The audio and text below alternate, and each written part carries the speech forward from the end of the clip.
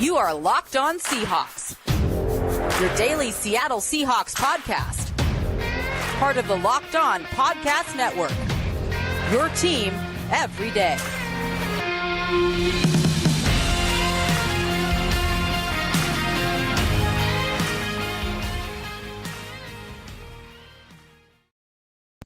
Corbin Smith, host of the Locked On Seahawks podcast, your daily Seahawks podcast, part of the Locked On Podcast Network, your team every day. Glad to be on site here at the VMAC, a big day for Seahawk fans. Mike Macdonald introduced as the 9th head coach of the Seahawks, replacing longtime coach Pete Carroll. I'll be diving into some takeaways from his introductory press conference today, plus a surprise candidate emerging as a potential favorite for the offensive coordinator position on Macdonald's staff. And I'll be continuing our final report cards on defense with the linebacker position. This episode is coming your way courtesy of LinkedIn Jobs. LinkedIn Jobs helps you find the qualified candidates you want to talk to faster. Post your job for free at linkedin.com/LockedOnNFL. That's linkedin.com/LockedOnNFL to post your job for free. Terms and conditions apply. Now for your lead story here on our Thursday edition of Locked On Seahawks, in what has been a whirlwind of an experience here over the past couple of days. Mike Macdonald has gone from coaching the Baltimore Ravens defense in the AFC Championship game to now being introduced as the 9th head coach for the Seattle Seahawks, meeting with local media for the first time today alongside general manager John Schneider. And there were plenty of key takeaways to dissect here coming out of this press conference. The first thing that I'm going to say, just not something that's surprising at all, but you want to talk about somebody that's a 180-degree turn personality-wise from the former coach, and not in a bad way. Pete Carroll was the definition of energy and exuberance. Mike Macdonald has his own way of displaying his passion. It's just much different, more low-key, soft-spoken guy, not going to have as long of answers with many of the questions that were dished out today, but still gave some very good answers. And overall, I was impressed by the message that was sent here, the vision that he shares with John Schneider, and why this ended up being a connection that really worked for both sides. Quickly, it became apparent that they needed to make this happen. They were able to get 2 interviews in 24 hours, flew him out with his wife to Seattle to visit the VMAC yesterday, signs the dotted line, and now he is the head coach taking over for Pete Carroll. Let's take a listen to some thoughts from Macdonald today about the experience taking the Seahawks job, why he took the Seahawks job, and what he's looking forward to as he gets started with his first head coaching job at any level. Take a listen. I think the first thing that really popped to me was the parallels of the organization that I've been working for 10 years, and where I've really grown into the person and the man and the coach that I am today. And that was extremely appealing to me. And to hear John talk about people and how important that is was the driving force of why we want to be here. And it is a leap of faith. But this is a special city, and this is a great football city, man. And we got the best fans in the world. And I understand where this organization wants to go, and I feel like we're aligned on how we want to get there. And I'm just choose to go do it. And there's going to be no secret thing of, scheme or secret plays that are going to get us there faster. It's going to take a lot of hard work by finding the right people and doing it the right way, treating people the right way, building everybody up throughout the building. I want everybody to feel like they're a part of this mission. That was really the theme of this first press conference, the leap of faith aspect. And you had to enjoy John Schneider, the way that he opened his statement, discussing how he was at church and he was praying for the Lions and the Ravens to lose in the AFC title games, that ended up having his prayers answered. And he said jokingly, I think, that he had to apologize several times to Mike Macdonald that he was rooting against his former team so that he could get the opportunity to speak with him about their coaching vacancy as soon as possible. They weren't able to get interviews slated for Monday, but they were able to do so on Tuesday. They fly him out to Seattle the next day, and now the rest is history. He has been ushered in as the new coach, bringing in a new era, going from the oldest coach in the NFL to the youngest coach in the NFL. And it's been quite a journey getting to this point, climbing that coaching ladder quickly, being a defensive intern originally with the Ravens, and then climbing up to a defensive assistant, secondary, linebackers, then defensive coordinator at Michigan, and then the last 2 years defensive coordinator for the Ravens with a historic defense this year, the first defense in NFL history to finish first in points allowed, sacks, and turnovers. That had never happened before. So assistant coach of the year, understandably, with those numbers that his defense put up. John Schneider got to see it firsthand with the Seahawks getting whacked 37-3 in Baltimore back in October. And so ever since that point, that was a game that stuck with John Schneider, and that's why he wanted to have the opportunity to meet with Macdonald. As far as other takeaways today, the first big thing for me from this press conference, asking Mike Macdonald, I asked him this question today. He has been one of the few coaches that has been under Jim Harbaugh as well as John Harbaugh. He has coached on both of their staffs, and he said that the one thing that jumps out from both of them, they're different guys, they have different approaches, but they end up getting to the same spot because of their authenticity. These are guys that they are authentic with their players. Their players love them for that. Sometimes it's tough love, but that's okay, because in the end, the process, they always end up in the same spot where their guys buy in and their players play extremely hard for them. And so that is what he is going to be looking to replicate. Maybe the biggest lesson that he's learned now going into his first head coaching job in Seattle. And I think the second big thing when you're looking at takeaways from today for Mike Macdonald, this is a similar organization. And John Schneider mentioned this as well. This was one of the boxes that needed to be checked as they tried to find a replacement for Pete Carroll.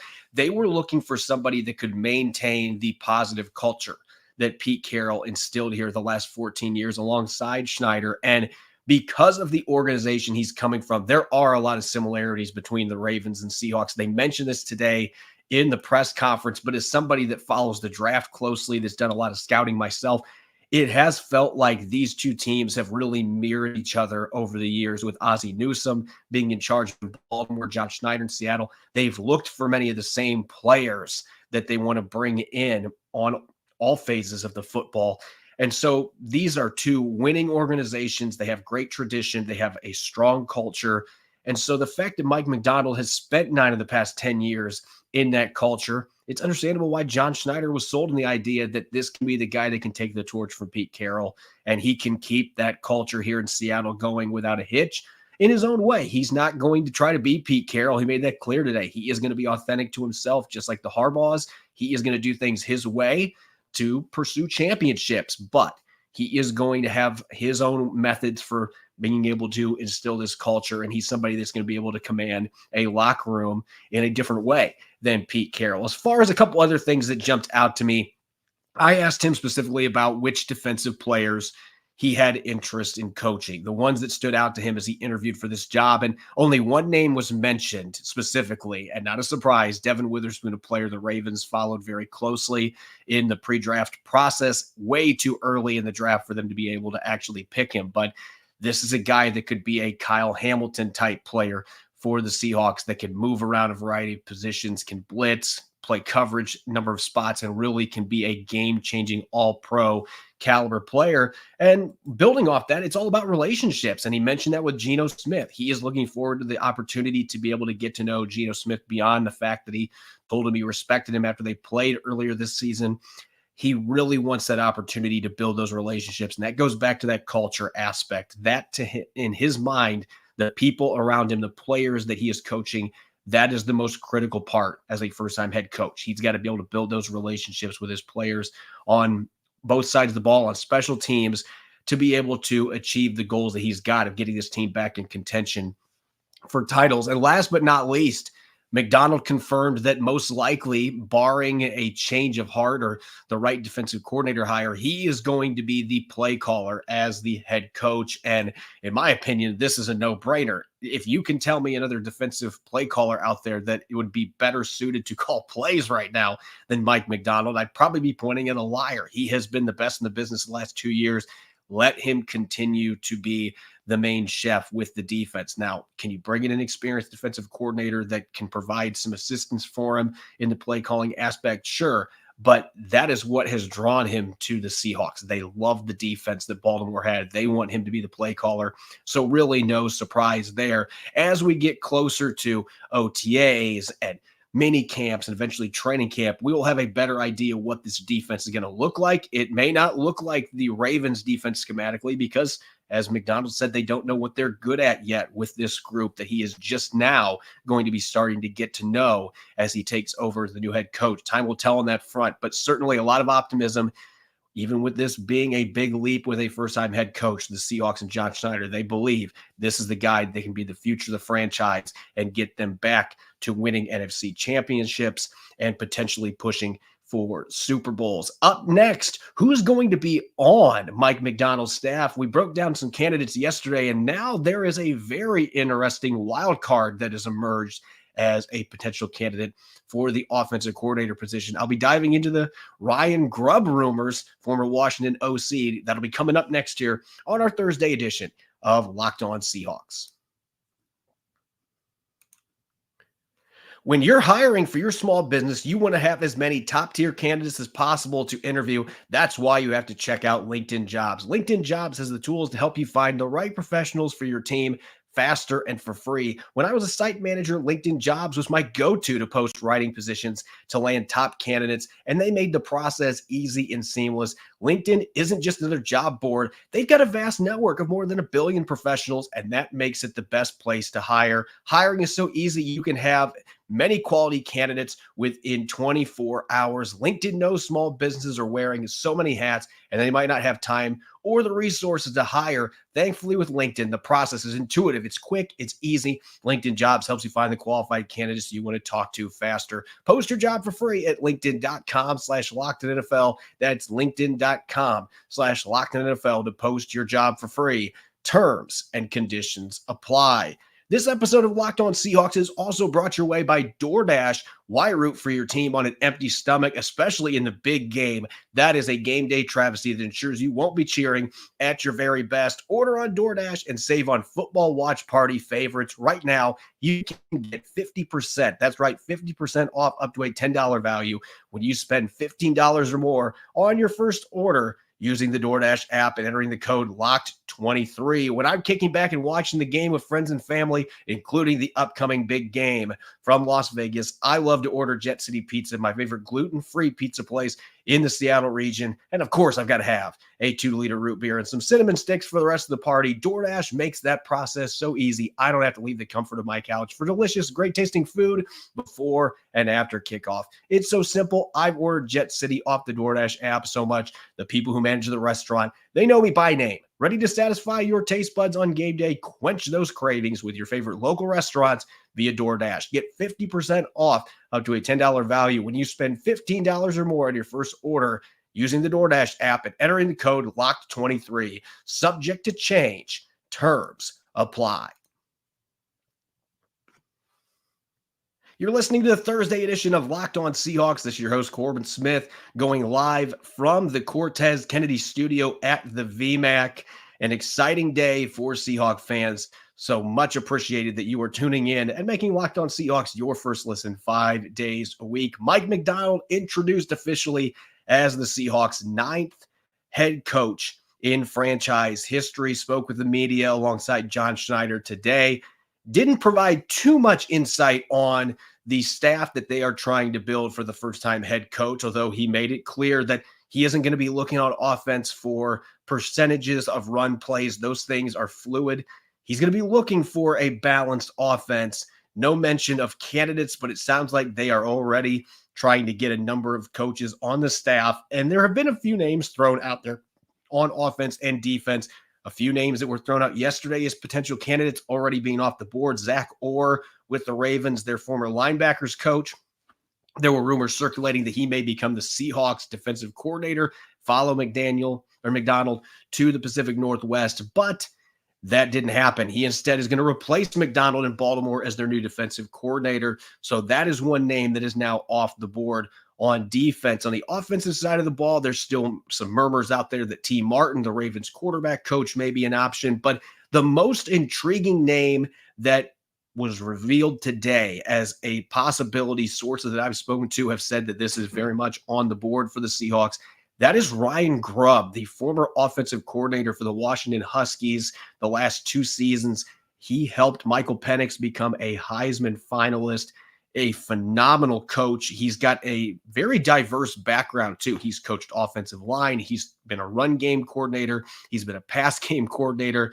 He has been a quarterback coach, offensive coordinator. He has done a number of different roles at the college level, and he's found success everywhere that he's been. Now, it was expected that he was going to go to Alabama and he was going to take over as the offensive coordinator there, with Kalen DeBoer becoming the head coach, replacing the retired Nick Saban.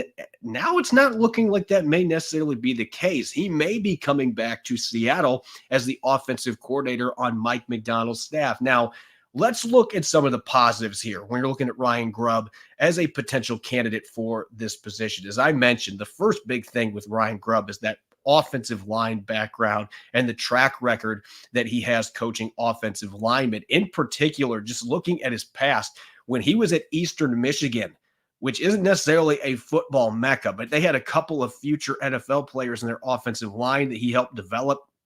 2016, they finished with the 8th fewest sacks allowed. A couple years later at Fresno State, when he was on DeBoer's staff there in California, they finished 5th in 2017 with the fewest sacks allowed per game. So this is a guy that understands what it takes to coach the offensive line. And then going back to Michael Penix. Penix was a good quarterback at Indiana, but he was not a Heisman caliber player. Injuries played a role in that too. He was injured several times with the Indiana Hoosiers, but coming to Washington, Ryan Grubb took his game to the next level. Penix had nearly 70 passing touchdowns and less than 20 interceptions the last 2 seasons for the Huskies. This year, leading them to the national championship game, unfortunately lost to Michigan in that game. But Penix became one of the best quarterbacks, one of the best threats in all of college football the last 2 years, in large part due to Ryan Grubb and his ability to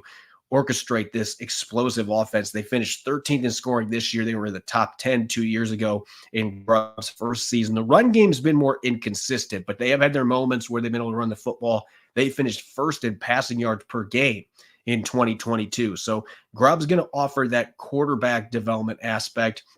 He's also been a run game coordinator. So you're looking at a guy who may be able to jump into the NFL and lean on that background to be able to build a balanced offense that can work in the league. So there's certainly some reasons to be intrigued. He's only 47 too, not the youngest coach. He's 11 years older than Mike Macdonald, but he is a relatively young coach still who could be your offensive coordinator for several years. Maybe this is a position that launches him into a head coaching gig in the NFL down the line. But this would be that outside of the box hire that some viewed Mike Macdonald as in this coaching search that the Seahawks just orchestrated. So Ryan Grubb could very much be the offensive coordinator equivalent there, rather than picking up, as some like to call a retread, an experienced coach, bringing somebody that hasn't had an opportunity in the NFL. That would be where I start on the flip side, though. Why I don't know necessarily that this is the candidate that maybe is the best fit here. Now, the Seahawks, they obviously know more about this. They're doing these searches behind the scenes, building the best staff they can for Mike Macdonald. But you're not going to have the experience. And I think that that's something that's going to be key. At least one of the coordinators you'd like to see, if not head coach experience in the NFL, at least have 9-10 years of experience as a play caller in the league. Somebody like a Greg Roman could make sense in that front as an offensive coordinator. Ryan Grubb has been really good at the college level, but he has never been in the NFL. So this would be a leap for him. And looking at the offensive style, which was very shotgun heavy with Michael Penix the last couple of years, it was a prototypical modern college style offense. There would need to be some adjustments made to that to be able to succeed in the NFL, especially meshing with Mike Macdonald, where he's coming from Baltimore, previously with Michigan, with the Harbaughs, where they're going to run a more pro-style offense is going to be built around the run game. So I'm curious about that fit. And as far as run game goes, I said there's been inconsistency there, despite the fact that Grubb has a run game coordinator tag on his resume with multiple college teams. The passing game has been where he has been able to really orchestrate magic, and the run game has been inconsistent for the Huskies the last couple of years. Not that they needed to run the ball extremely well with how good their passing attack was. Fresno State was the same way with him as the offensive coordinator on DeBoer's staff, that they were winging the ball over the place, throwing it And maybe that translates some to the league, but I think that's the biggest concern here. There's a lot of unknowns. So if you think that Mike Macdonald is a big leap of faith, at least he has been a really good coordinator in the NFL and at the college level. You don't have any of that intel as far as what Ryan Grubb can be at the next level. So we'll see if he is a legitimate candidate or whether or not this may just be something where there's some cursory interest there. But certainly bringing him back to Seattle, that would create quite a storyline for Husky fans as well as Seahawk fans, with him being the offensive coordinator with Geno Smith or whoever ends up being the quarterback this upcoming season for the Seahawks. When I come back, I'm going to continue the final report card series. We're going to shift to defense, a position that's got a lot of questions heading towards free agency, the linebacker spot. I'll be looking at what went right, what went wrong, and handing out final grades for the top 3 linebackers on the depth chart. Don't go away. You're listening to the Thursday edition of Locked On Seahawks. This episode is brought your way by PrizePicks. PrizePicks is the largest independently owned daily fantasy sports platform in North America, and it's the easiest and most exciting way to play daily fantasy sports. It's just you against the numbers. You don't have to deal with pros, sharks, thousands of other players. It's just you picking more than or less than on 2 to 6 player stat projections to watch the winnings roll in. And PrizePicks is so simple to play. I can make my selections and submit them in less than 60 seconds. We are in the heat of the NBA season. We got the Super Bowl coming up. You can now pick combo projections across football and basketball from the Specials League. You can have LeBron James and Travis Kelce, for example, at 10.5 3-pointers plus receptions. You could also test out your skills on PrizePicks with $250 buy-ins, $10 taps, quick withdrawals, easy gameplay, and an enormous selection of players and stat types that are what makes PrizePicks the #1 daily fantasy sports app. PrizePicks is an absolute blast each week, and it's an easy way to enjoy daily fantasy without the hassle and land quick winnings. Go to prizepicks.com/LockedOnNFL and use the code LockedOnNFL for a first deposit match up to $100. That's prizepicks.com/LockedOnNFL and use the code LockedOnNFL for a first deposit match up to $100. PrizePicks, daily fantasy sports made easy. You're listening to the Thursday edition of Locked On Seahawks. It's your host, Corbin Smith. A special thanks to all the 12s. Thank you for making Locked On Seahawks your first listen 5 days a week. We greatly appreciate it. Shifting away from all the news with the coaching staff here, it's time to continue our final report card series. Just looked at receivers most recently on our Tuesday episode. Going to go back to the defensive side of the football at the linebacker position, which we will be talking about a lot in upcoming weeks because all 3 of the players that started games for the Seahawks in that position this past season are scheduled to be unrestricted free agents. Bobby Wagner, Jordan Brooks, as well as Devin Bush. All 3 of those players could potentially be on the way out and playing for other teams next season. Time will tell which of those players Mike Macdonald wants to have back and could be a fit in his system. That is going to be one of the pressing questions going into free agency. As far as how this season played out, we've mentioned this several times on this podcast. Raw stats don't always paint the picture. Bobby Wagner finishing with 183 tackles this year, the most in the NFL, a second-team All-Pro selection. When you just look at the raw numbers, and if you watch the games, Bobby Wagner racked up a lot of tackles, in part because the Seahawks could not get off the field. They were near the bottom of the league in time of possession. They struggled to get 3 and outs. They gave up a ton of third down conversions this year, and they were relatively ineffective in the red zone. So Bobby Wagner is not exempt from blame with some of the struggles the Seahawks had. At the same time, if you really watch the games late in the season, a lot of the problems that the linebackers were dealing with really stemmed from the inability of the front line to be able to execute their jobs. It allowed blockers to get up on the linebackers, and it put them in a rough spot defending the run. The fact that Wagner had over 180 tackles is still remarkable in his 12th season for him to do that. He's now one of only 3 players since they've officially been tracking combined tackles to have 12 straight seasons of 100 or more combined stops. He also had 3.5 sacks. He had 11 tackles for a loss, one of the highest totals of his entire career. Some of that is being on the field as much as what he was. That is remarkable in itself, though, being 33 and playing as much as he did and playing at that high of a level. He also, according to Pro Football Focus, was 11th in yards on average depth per tackle, which tells you that he was making a lot of plays near the line of scrimmage. That is a high mark for a guy, especially with the volume of tackles that he made. So this was not a case where he was making a bunch of his tackles 6, 7, 8 yards downfield.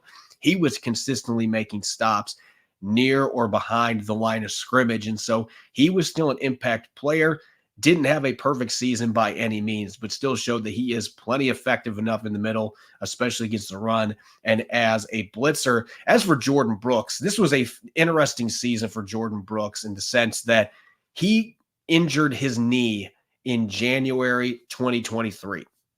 Tore his ACL. It looked very unlikely at that point that he was going to be ready for the start of the season, and yet there he was in week 1 against the Rams. He was in the starting lineup, played over 65% of the snaps. His overall workload went down this year because the Seahawks played so much dime this season, but still over 70% of the snaps. He battled through an ankle injury late in the season. Just the toughness that we saw, and the fact that he also had a pick 6, he had a couple pass breakups, didn't allow any touchdowns in coverage.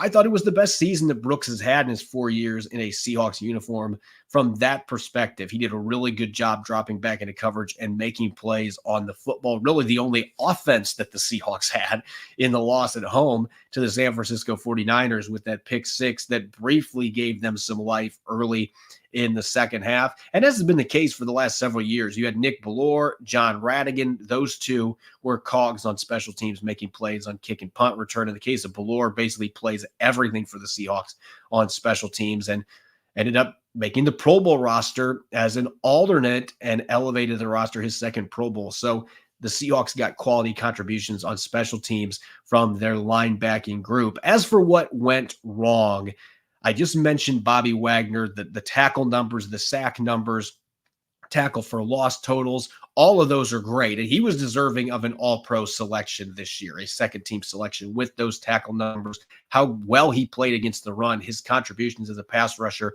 He also gave up the largest passer rating in coverage of his entire career, though, more than an 80% completion rate against, gave up a couple of touchdowns. The athletic limitations, in some regards, I think it's overblown when you're looking at his ability to get downhill. I think he runs sideline to sideline better than what some people think. At the same time, though, when he's getting matched up in coverage in space, that typically does not bode well for the Seahawks, and opponents were able to scheme that up at times this year and take advantage of him in coverage, including giving up a touchdown late in the game against Washington. They ended up winning that game, but the Commanders made it a close call with a late touchdown where they got Bobby Wagner matched up against a running back, and that ended up blowing up in Seattle's face. So from a coverage standpoint, it wasn't a great season statistically, and that is the area where you can see Bobby Wagner's decline the most. That's been the case the last couple of seasons. As for Jordan Brooks, kind of the opposite. I thought his coverage was really good. He had a career high in sacks this year, but he also missed 21 tackles and had a really high missed tackle rate. This has been a guy up to this point that's been as good at wrapping ball carriers up and getting to the ground as anybody in the NFL.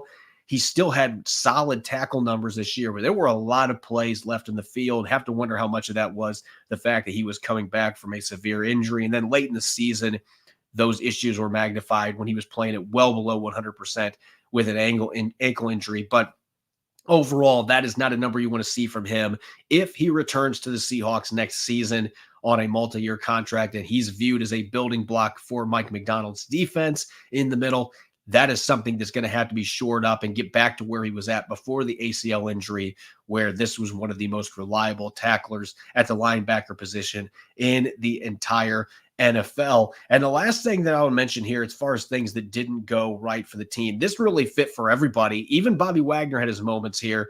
And again, this falls in the defensive line to an extent, but this group as a whole had issues getting off of blocks. That plagued the entire group. That was the reason the linebackers really fit into the issues Seattle had defending the run late in the season. The defensive line didn't help their cause by letting blockers come up free and get to them. At the same time, though, particularly when Devin Bush had to play a lot of snaps late in the season. That was a major problem for him, being able to get off blocks as a smaller linebacker. He got engulfed by blocks way too often and couldn't find ways to shed and make plays. So that was certainly an issue. As far as grades go, as I mentioned, it wasn't a perfect season for Bobby Wagner by any means, but he was still one of the very best in the league at getting ball carriers to the ground. He had 3.5 sacks. He was an effective pass rusher, posted a really high pass rush win rate when he was sent on blitzes. I gave him a solid 84. I think the coverage stuff can't be completely ignored. That was still an issue for him. Again, the highest passer rating against him in his entire career in coverage. Gave him a couple touchdowns, over an 80% completion rate. Not necessarily the type of numbers that you're looking for at the linebacker position. As for Jordan Brooks, I went a little bit lower because the missed tackles thing was a significant issue for me. This is a guy that has made his mark in the NFL as a really good run defender that racks up tackles in bunches. He just missed way more plays in that regard than we're used to seeing. Going to give him some benefit of the doubt because of the injury he's coming off of, the fact he was banged up with that ankle issue late. But even with the coverage strides he made and the pass rushing contributions, that run defense aspect, the missed tackles, that was a big one for me that dropped it down to an 81. As for Devin Bush, not a lot of snaps for him. There were a number of games he was a healthy scratch when he played late in the year. On the positive side, when he got his hands on ball carriers, he got him to the ground. He was actually a very efficient tackler for the Seahawks. The issue was he didn't get in those positions enough because he couldn't get off blocks. He allowed 16 out of 20 targets thrown his way to be completed with no pass breakups. So really didn't do much in the pass coverage game either. So I'm going with a 73. There were a few special teams contributions from him. He played okay against the run when he was able to get off blocks, but a mid-C seems about right for somebody that had a limited sample size and racked up a lot of tackles, but there were certainly some plays left on the field as well. As always, you can follow me on X and Threads at Corbin Smith NFL. Make sure to subscribe to Locked On Seahawks on YouTube or wherever you listen to your podcast to make sure you don't miss a single episode. Coming up on our Blue Friday episode, I'll be joined by Nick Lee, and we're going to have some free agency frenzy here now that we know who the head coach for the Seahawks is, with Mike Macdonald taking the job being introduced today. Which pending free agents could be back? We're going to discuss and debate on our Blue Friday show. Make sure that you're listening in. Thanks for tuning in to today's episode. Enjoy the rest of your day. Go Hawks.